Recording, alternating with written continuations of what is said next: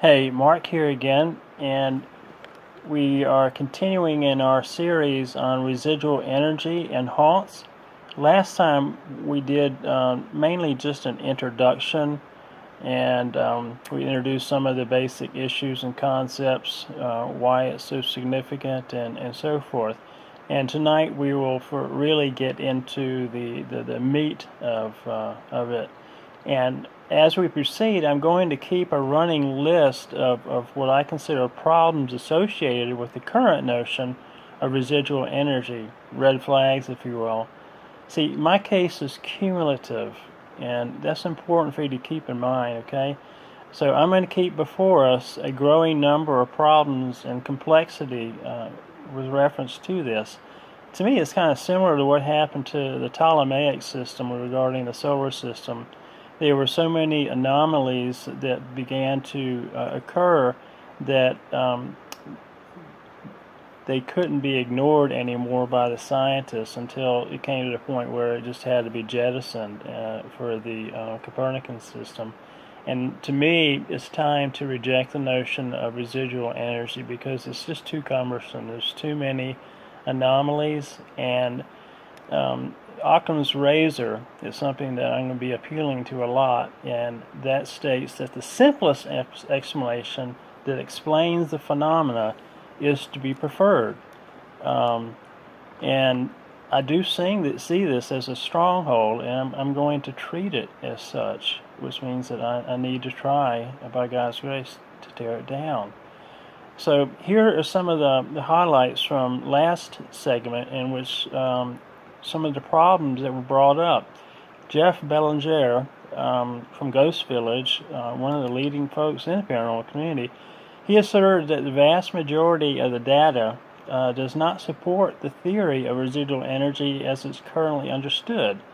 Most residual energy phenomena is of mundane activity, not traumatic events causing diffusion of energy into the environment, as the theory states. Now, this alone is huge, and should cause one to sit up straight and take notice, because this is one of paranormal community's own leaders, asserting that the theory does not correspond to hard-nosed reality. It does not explain the phenomena, or at least not most of it. Again, these are just some of the red flags I want to keep before us. He also stated that we can't get rid of residual energy because it's non-intelligent unless, he says, you treated it as if it was demonic. Now, what does that suggest to you? It is demonic. That's what it suggests to me. Thirdly, I had mentioned that folks, in their attempts to support this theory, appeal to the supernatural. But we need to remember that, like gravity, residual energy is something that's allegedly a natural phenomenon, totally. So appeals to supernatural are fallacious reasoning. Fourthly, it was pointed out in the last segment that, and this is devastating, there is no known mechanism to explain the residual energy haunts. And to me, this is similar to the problem with macroevolution. And I'm going to be relentless in keeping before us these red flags. And if you're open-minded, these issues should raise some doubts, at least concerns. If not, then I just wonder if we're really being open-minded and humbly teachable, which is something that we all should be. Now I raise perhaps the biggest red flag of all tonight, and what I want to focus on tonight, and that has to do with thermodynamics. In this segment, I want to focus on how the concept of residual energy or haunt is contradictory to science. General revelation versus special revelation. Both of them are God's Word. In particular, how is it contrary to the law of thermodynamics, this notion of residual energy? This will be an argument from science and not explicitly from the Bible, but all truth is God's truth, and the laws of science are God's laws. And as we'll see, only a non-biblical worldview could give rise to a notion that gives energy such a central role in explaining reality. Okay, that I'm appealing to thermodynamics may surprise some of you, because oftentimes folks will appeal to the first law of thermodynamics, the law of energy conservation, in support of either intelligent ghosts or residual haunts. The argument goes like this: since energy cannot be created or destroyed, then when people die or there's a traumatic event dispersing emotional energy, then their energy has to go somewhere, right? Well, with what I consider several steps of logic missing in between, the conclusion is then made that this provides a scientific basis for intelligent haunts as well as residual haunts. Now, regarding residual haunts, it's stated that the first law, conservation, also can explain why these alleged non-intelligent haunts can morph and move so remarkably. It's simply energy changing its form and on certain cues. However, we have to remember that there are 3 laws of thermodynamics, or some will say 4, but these are the most applicable to our discussion. And the second and third laws are particularly overlooked in this discussion. The second law of thermodynamics deals with entropy of energy. Energy is unstable and experiences entropy until thermal equilibrium has been reached, the third law. This law explains why perpetual motion machines are impossible in the world God has created. All scientific laws, like gravity and thermodynamics, have been woven by the Logos, Jesus, into the fabric of his universe, ensuring that the cosmos coheres, works, and that it is habitable and discoverable. Now, to help explain how the second and third laws work, consider what would happen if you took a glass of water and put several drops of green food coloring in it. Okay, let me do that right now, right in front of you. This glass of water, and put just 1 drop in, hopefully. Okay, now I'm going to gently put it right next to me and hopefully not knock it over with my elbow. Okay, it's just sitting there. I'll return to it in just a minute. Right. Now, immediately, and I'll show this in a few minutes, the green drops will begin to disperse without agitating. You saw, I didn't agitate, I didn't stir it. The contents. This dispersion will continue until the green food coloring has reached equilibrium. It has been evenly distributed throughout the container, the glass. In the end, you will have light green water evenly distributed throughout the water. Again, all this occurs without shaking or stirring the glass. As you see, my hands are right here. Oh, by the way, my fingers are green from practicing this. In like fashion, consider what happens when someone dies or there's a traumatic event. When energy has been released from its container, the body, whether it's bioelectric energy from the human body or alleged emotional psychic trauma energy, then it will begin to disperse immediately until it has reached equilibrium in the surrounding environment. Now that's presupposing that there is any energy to disperse at death, which I think is doubtful. We'll talk more about that later. Though the energy has not been destroyed, the first law, it has been very significantly watered down due to being widely distributed or diffused in the environment. Hence, it is rendered unusable because the energy has been reduced to nothing. It's not destroyed, but it is nothing in the sense that it has become so entirely dispersed into the surrounding atmosphere. It is so thoroughly watered down that it retains none of its original distinctive features or potential energy. Okay? Now, as opposed to the glass, when someone loses the energy, it goes into the environment, and that is a huge glass. So whatever little energy is gone, it's dispersed into a huge container. See, nothing cannot cause something. There's a Latin phrase, ex nihilo nihil fit, from nothing, nothing comes. For nothing to cause something, it has to be and not be at the same time in the same relationship. And if there's no remaining energy due to entropy, then it cannot be the cause of anything. Not to mention the elaborate demonstrations associated with residual haunts.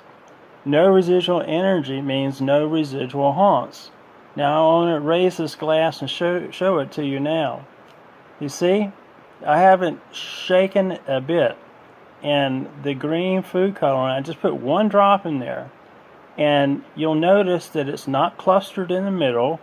I didn't shake it, like I said.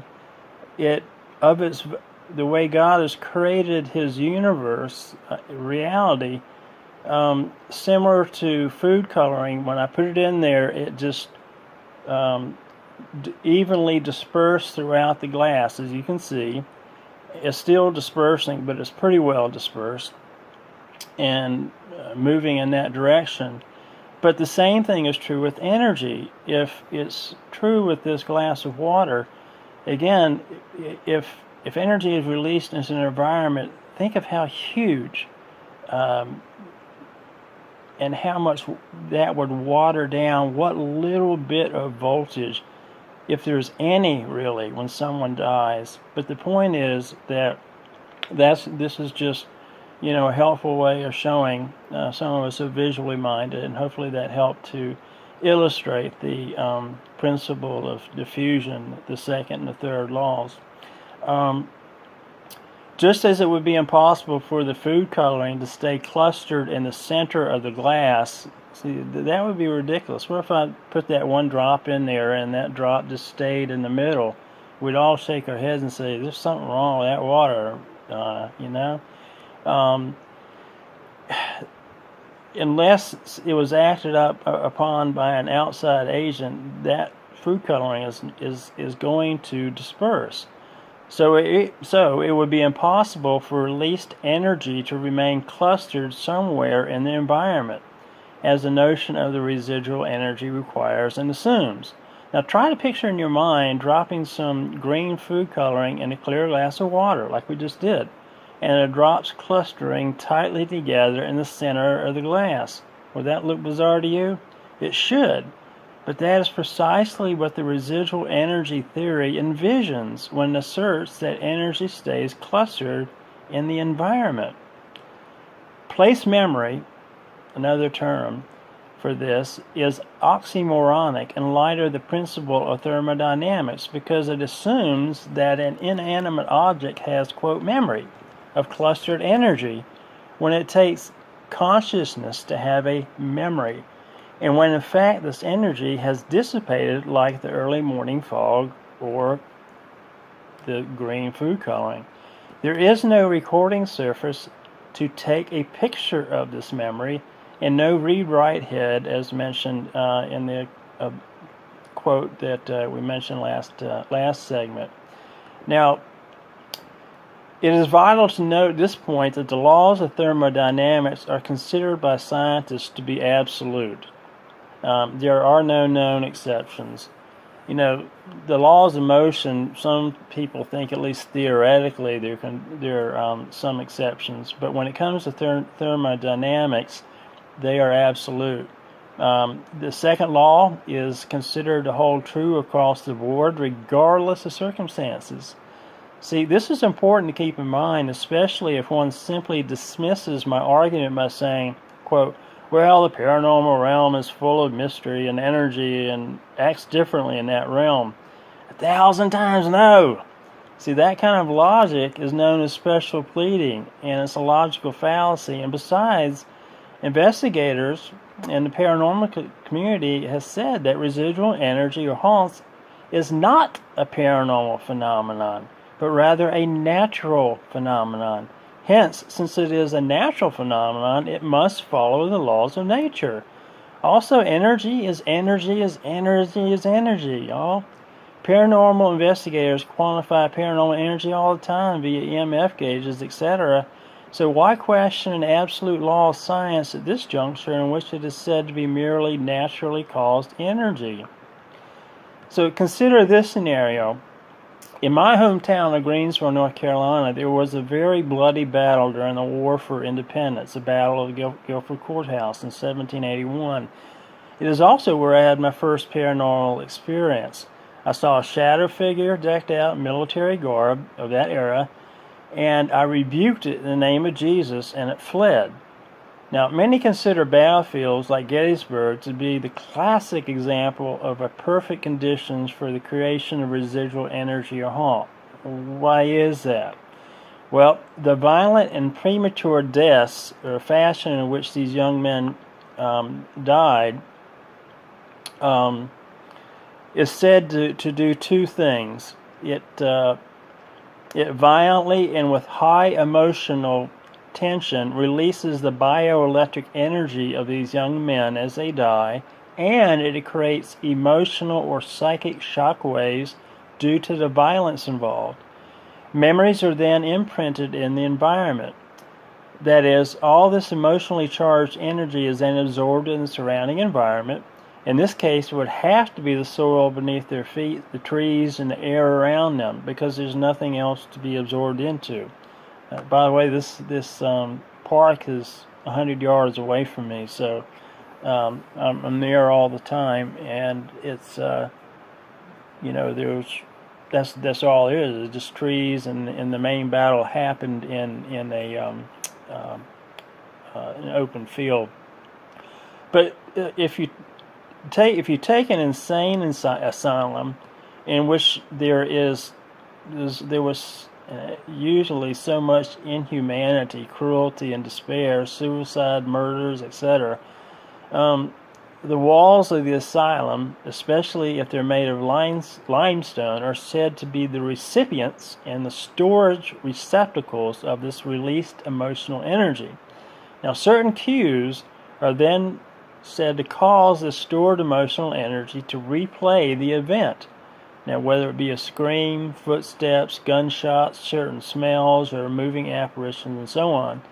And may I interject that it's no wonder that insane asylums are especially known as haunted, because I'm convinced that many folks in insane asylums are possessed. Not all of them, no. Due to the fault, some people are just terribly broken psychically.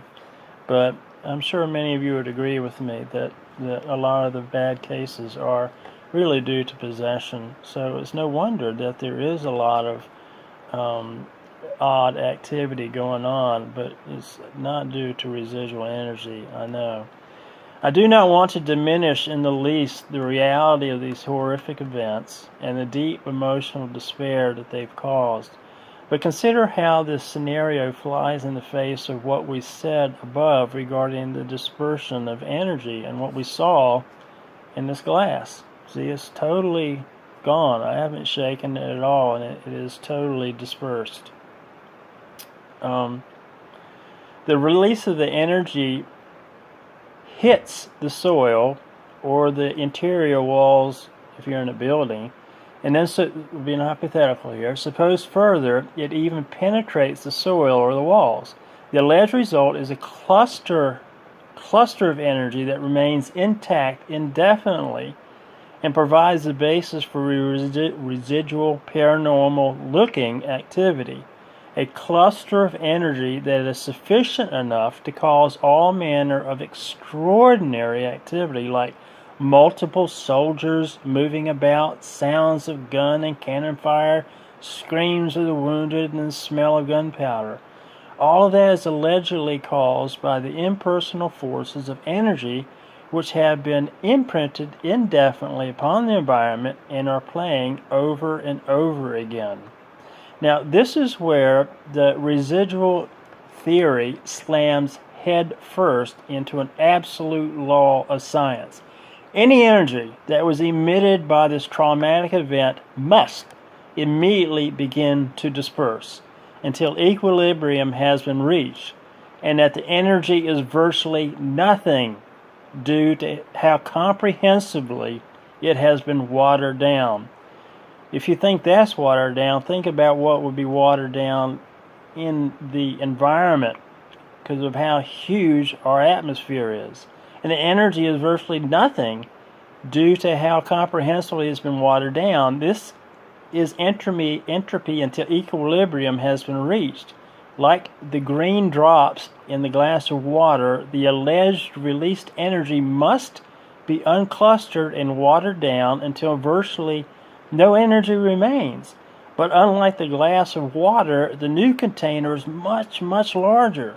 The soil, the air, the walls, mainly the atmosphere or air, because it should never reach the walls, the energy that is, meaning that the release of the alleged traumatic emotionalized energy will experience massive entropy or dispersion immediately into the air, losing any and all alleged ability to perform any functions. There is no energy remaining, kinetic or potential, so how can it do anything? Let me say it another way. The explanation for residual haunts contradicts one of the most absolute, there is no known exceptions, laws of science, of nature. Now, without the energy remaining clusterized indefinitely, then the whole foundation for the residual energy haunt collapses, and the entire superstructure with it. But if I've learned anything about human nature, we are loath to abandon beliefs we've come to cherish, even if there is considerable evidence against it. You may recall the resistance to the changing of the Earth-centered solar system to a heliocentric. It took a paradigm change, which is a painful process. Sociologists refer to the paranormal community as a plausibility structure. It's much easier to hold on to otherwise implausible beliefs if you have a community of folks who support each other, making it easier to believe certain things and harder to discard them due to peer support or pressure. It is a structured community that enables the implausible to sound plausible within a community of the like-minded. Plausibility structures like the paranormal community, not to mention sinful human nature and Satan, can blind even the most intelligent to otherwise utterly obvious. See, this notion of residual energy, honestly, to an outsider sounds utterly absurd, implausible, even insane, as some people have said to me. I don't mean to be making fun of it. I'm just talking what observations and so on.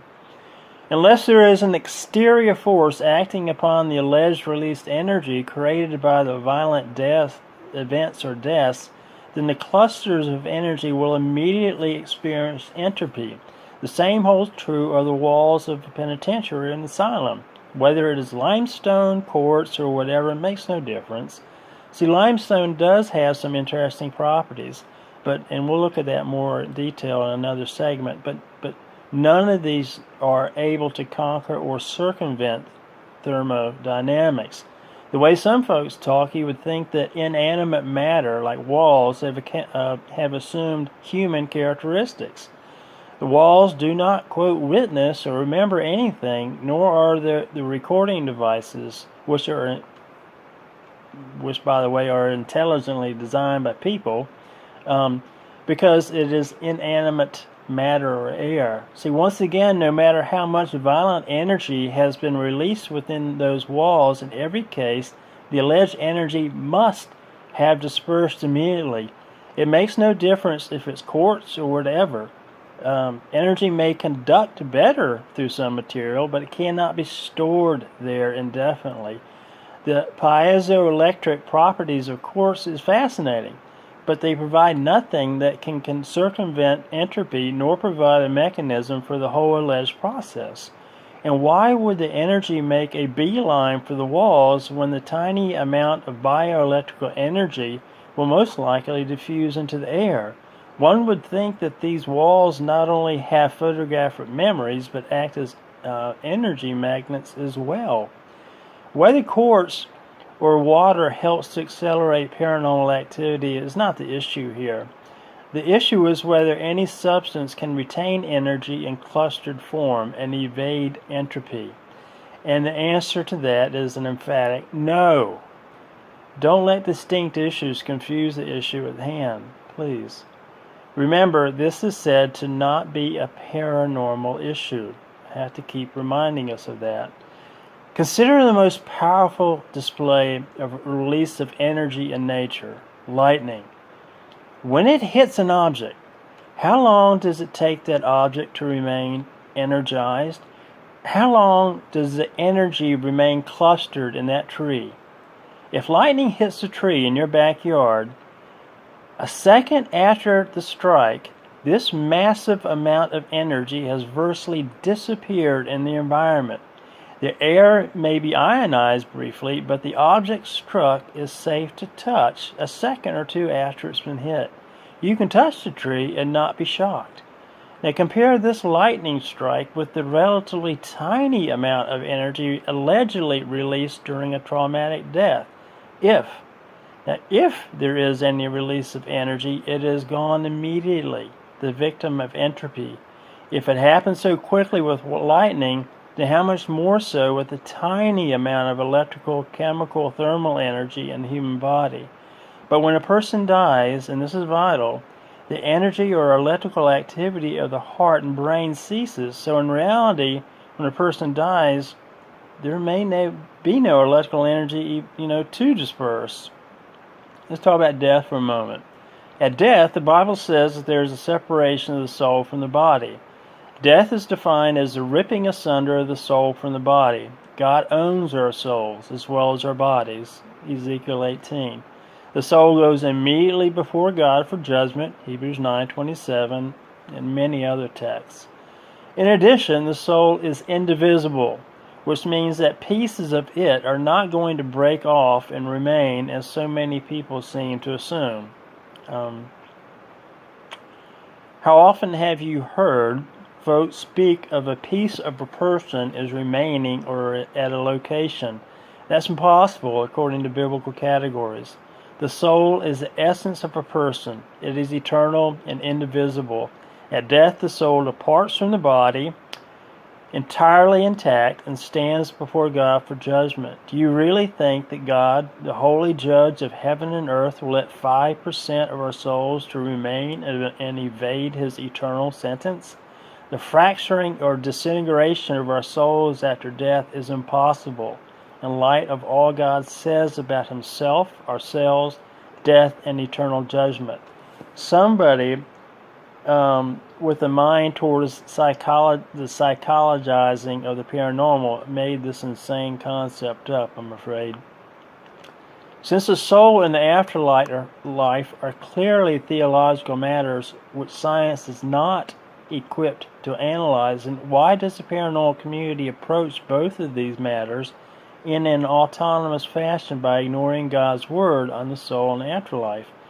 Do you think it's wise to formulate theories about energy and reality without reference to the creator of energy and reality? I don't think so. Now remember, energy is energy is energy.